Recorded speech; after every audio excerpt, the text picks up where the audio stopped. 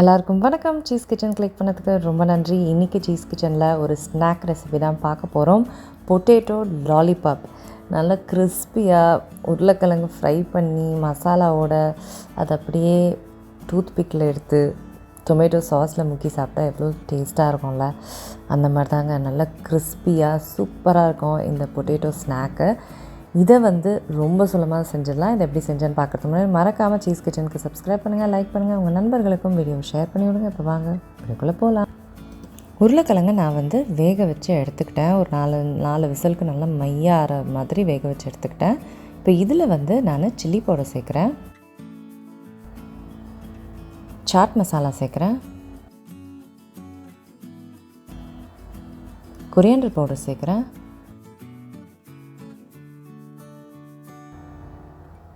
கரம் மசாலா சேர்க்குறேன், அப்புறம் உப்பு, அப்புறம் பச்சை மிளகாய் சேர்க்குறேன். இப்போது இது எல்லாத்தையுமே நல்லா மேஷ் பண்ணி மிக்ஸ் பண்ணிக்கணும். ஸோ எல்லாத்தையும் நல்லா மேஷ் பண்ணி மிக்ஸ் பண்ணிட்டேன். இதில் நல்ல குட்டி குட்டியாக நறுக்கிய வெங்காயம் சேர்க்குறேன், அப்புறம் பிரெட் க்ரம்ஸ் சேர்க்குறேன். பிரெட் க்ரம்ஸ் ரொம்ப முக்கியம். நான் ப்ரௌன் ப்ரெட்லேருந்து சேர்க்குறேன், நீங்கள் ஒயிட் ப்ரெட்லேருந்து கூட சேர்த்துக்கலாம். பிரெட் க்ரம்ஸ் ஒரு நல்ல டெக்ஸ்டர் கொடுக்கும். ஈஸியாக எண்ணெயில் பிரியாமல் இருக்கிற அளவுக்கு அது ஒரு ஃபர்மான டெக்ஸ்டர் கொடுக்கறதுனால தான் பிரெட் க்ரம்ஸ் ரொம்ப முக்கியம். ஸோ பிரெட் க்ரம்ஸ் சேர்த்துட்டு இப்போ இது எல்லாத்தையுமே நான் பிணைஞ்சிட்ருக்கேன். ஸோ நல்லா பிணைஞ்சிட்டேன்.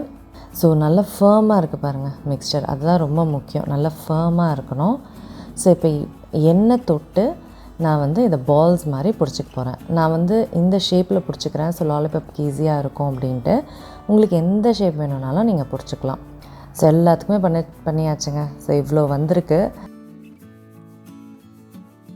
இப்போ நான் மைதா தண்ணி மிக்ஸ்சரில் இந்த பால்ஸை ஈரப்பதம் பண்ணிவிட்டு அதை பிரெட் க்ரம்ஸில் சேர்க்குறேன். ஸோ ஈஸியாக பிரெட் க்ரம்ஸ் ஒட்டிக்கும்.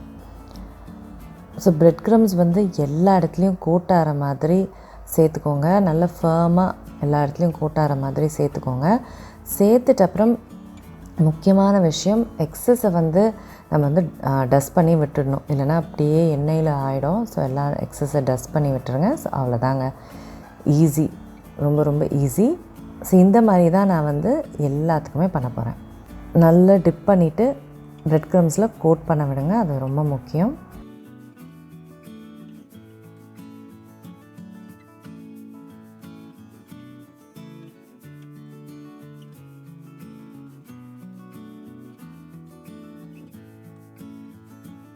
ஸோ அவ்வளோதாங்க, எல்லாத்துக்குமே பண்ணிவிட்டேன். இதை நான் ஃப்ரிட்ஜில் ஒரு அரை மணி நேரம் வைக்க போகிறேன். ஃப்ரிட்ஜில் வச்சா தான் ஒரு ஃபர்ம் டெக்ஸ்டர் கிடைக்கும்.